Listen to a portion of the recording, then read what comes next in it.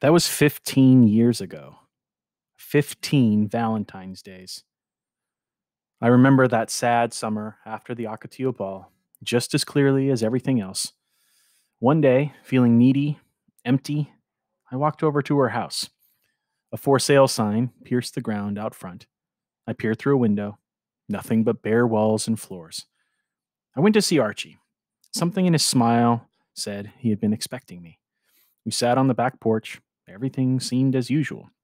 Archie lighting his pipe, the desert golden in the evening sun, Senor Saguaro losing his pants.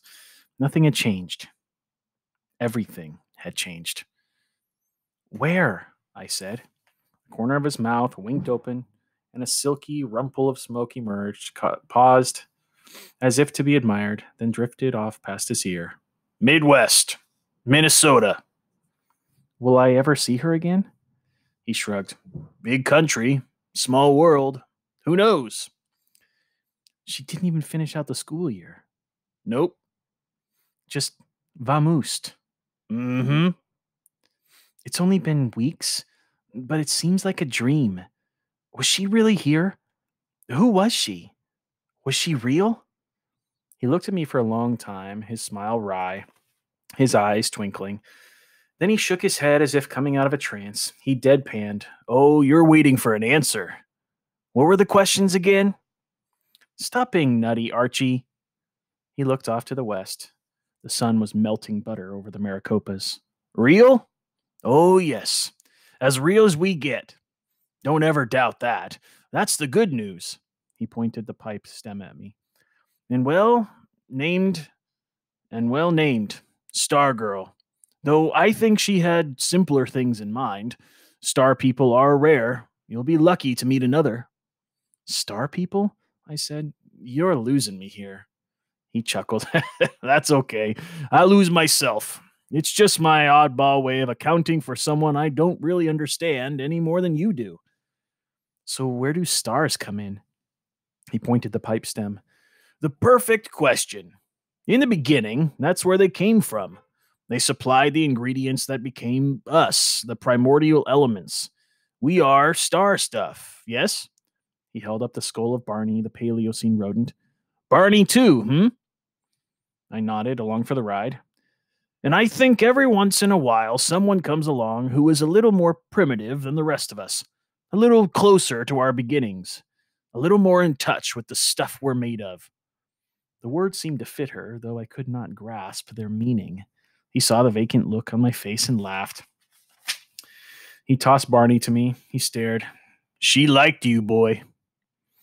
The intensity of his voice and eyes made me blink. Yes, I said. She did it for you, you know. What?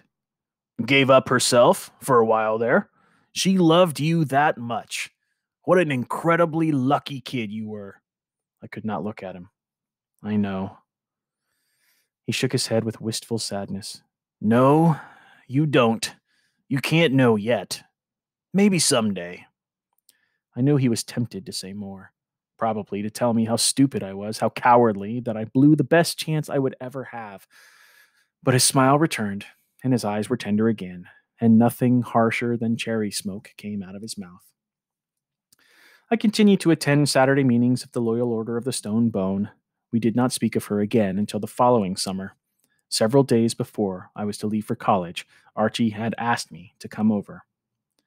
He took me out back, but this time not to the porch. Instead, he led me to the tool shed.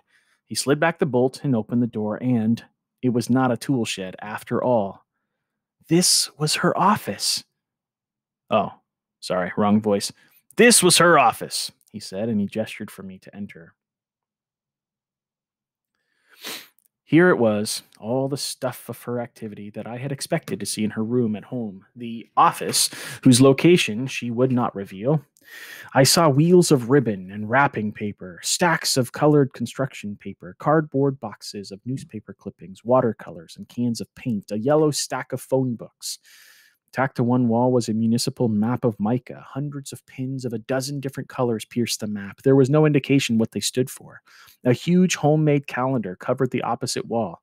It had a square for every date in the year. Penciled into the squares were names. Across the top of the calendar was one word: birthdays.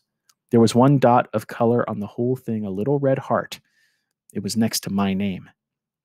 Archie handed me a fat family album sort of book. The homemade title said, The Early Life of Peter Sinkowitz. I flipped through it. I saw the pictures she had taken that day, Peter squabbling with the little girls over his beloved banana roadster.